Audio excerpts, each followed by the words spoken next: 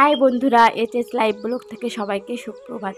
আশা করি সবাই ভালো আছেন, সুস্থ আছেন। আর দেখুন, ঘুম থেকে উঠে সকালের পরিবেশটা কি দারুণ লাগতেছিল। আর আমার গাছগুলো না এত সুন্দর, কালকে বিকালে জল দিয়েছি, আর এখন আজকে গাছগুলোর চেহারা কি দারুণ লাগছে। তো এখনও ভাবছি জল দেবো। আর না, গরম, প্রচণ্ড গরম পড়েছে। টানের সময় গাছগুলো যদি একদিন যদি জল না দেওয়া হয়, তার পরের দিন আর গাছগুলোর দিকে তাকানো যায় না। গাছগুলো এরকম আর কি নেতিয়ে পড়ে। তো তার জন্য আমি প্রত্যেক দিন সকালে বিকালে দুবেলাই চেষ্টা করি গাছে জল দেওয়ার জন্য। তো গাছে জল দেওয়া হয়ে গেছে, আর ঘুম থেকে উঠেই আমি আর কি প্রথমে গাছগুলোতে জল দিয়ে নিই। আর এদিকে হচ্ছে এই যে বিছানাটা তুলে নিচ্ছি, ও ঘুম থেকে উঠে গেছে।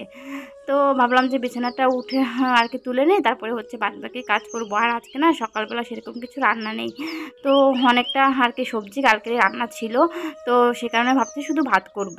তো ও ঘুম থেকে উঠে দেখুন মিস্ত্রিদের কাজ তো কমপ্লিট হয়ে গেছে, তো ওই যে জল দিচ্ছিল। আর যেহেতু প্লাস্টার করেছে, তা জল না দিলে হবেই না। তো ওই দেখুন ও পাইপে করে জল দিচ্ছিল, আর উঠানটাকে পুরো একদম সমুদ্র নদী বানিয়ে দিয়েছে। পুরো জলে একদম একাকার হয়ে গেছে চারিপাশে জলে। আর পাইপটা না সেরকম ভালো না, দেখুন ছিদ্র হয়ে গেছে চারিপাশটা। পাইপ নতুন একটা নিতে হবে। তো সেই কারণে জল দেওয়া হয়ে গেছে, ও দোকানে চলে গেছে। আর এই দেখুন মাছ কিনে দিয়ে গেছে, তো মাছটা হচ্ছে আমি এখন ভাত রান্না হয়ে গেছে। আর মাছটা কেটে কুটে আমি এই দেখুন ঘরটা মুছে একবারে আর কি স্নান করে পুজো টুজো সেরে তারপরে হচ্ছে কিছু আর কি দুপুরে খাওয়ার জন্য তরকারি রান্না করব। তো আর ঘরটা তো আজকে ভালো করে ক্লিন করে মুছতে হবে। আমি যে কতবার বালতির 2-3 বার বালতির জল পাল্টিয়ে পাল্টিয়ে ঘর মুছছি। এক একটা ঘর মুছতে আমার পুরো এক একটা বালতি জল লেগেছে। কারণ ঘরে যেহেতু মিস্ত্রিরা ছিল, কাজকর্ম করতেছিল, তো আমি অনেকটা সময় আমার ঘরটা মুছতেও প্রায় 1 ঘন্টার মতন লেগে গেছে।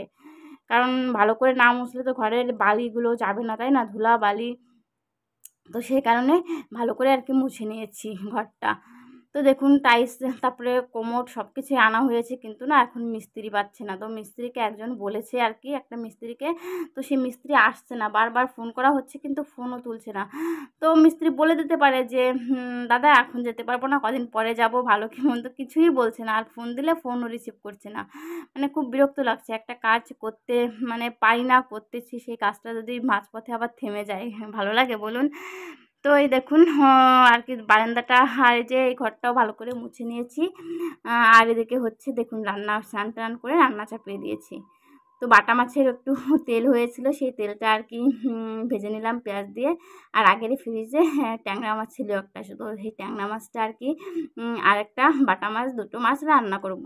কারণ বেশি রান্না করলে শুধু এখনই খাবো, রাতে আর আমরা মাছ সেরকম রাত্রে খাওয়া পড়ে না, খুব কমই খাই রাত্রে। এখানকারটা দেখুন, ও এই যে পরিষ্কার করতেছিল, তো ওকে বললাম যে মাটিগুলো এখান দিয়ে ওখান দিয়ে দেওয়া আর কি, সুন্দর করে সাজিয়ে দেবে।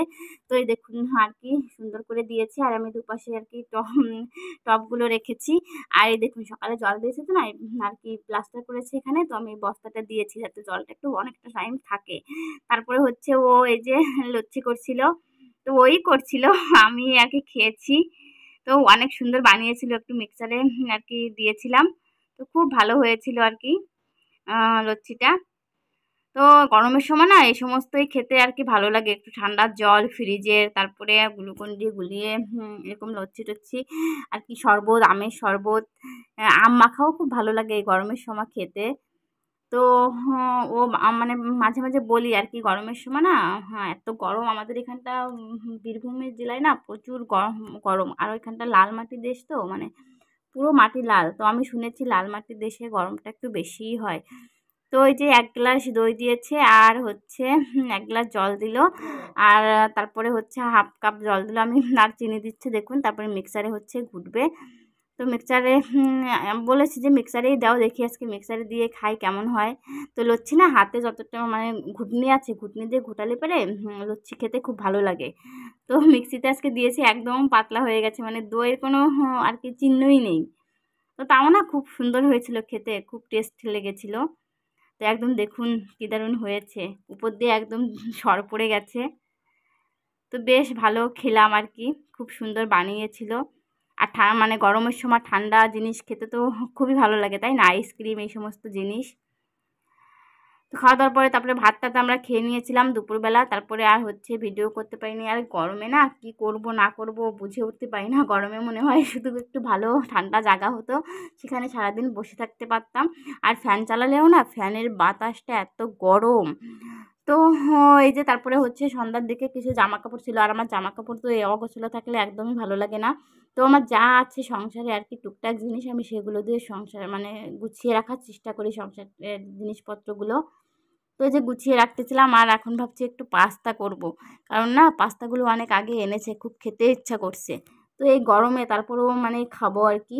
তো দেখুন সব কিছুই ফ্রিজে ছিল, তো ভাবলাম যে তাহলে আর কি একটু বানিয়েই নিই। তো এই যে বিনস কেটে নিলাম, গাজর, একটু আলু, মানে সবজি পাস্তা করবো, আর সবজি পাস্তাটাই আমাদের বেশি খাওয়া হয়। তো এই যে পাস্তা সিদ্ধ করে নিচ্ছিলাম, আর এখন বানিয়ে নেব। আর পাস্তা না আমি মানে সবজি পাস্তা খুব ভালো আর কি বানাতে পারি, খেতেও খুব ভালো লাগে, ও খুব পছন্দ করে। তো পাস্তাগুলো এখন বানাই, তারপরে হচ্ছে খাই সন্ধ্যার দিকে, সন্ধ্যার টিফিন। তো এই দেখুন বানানো হয়ে গেছে, ডিমও দিয়ে দিয়েছি। আর আজকের ব্লগটা আমি এখানেই শেষ করছি। সবাই ভালো থাকবেন, সুস্থ থাকবেন। কালকে নতুন আরেকটা ব্লগ নিয়ে চলে আসবো। আর দেখুন মানে ওকে বললাম যে আসো, ও দোকানে চলে গিয়েছিল, তো সস ছিল না, দুটো সস নিয়ে এই যে আসলো আর কি বাড়িতে পাস্তা খেতে। আর পাস্তা না গরম গরম খেতেই ভালো লাগে, সেজন্য বললাম গরম গরম নামাবো, তাহলে তোমার 5 মিনিট আগে আসবে, ফোন করে দিয়েছিলাম। তো ওই যে এসে খেয়ে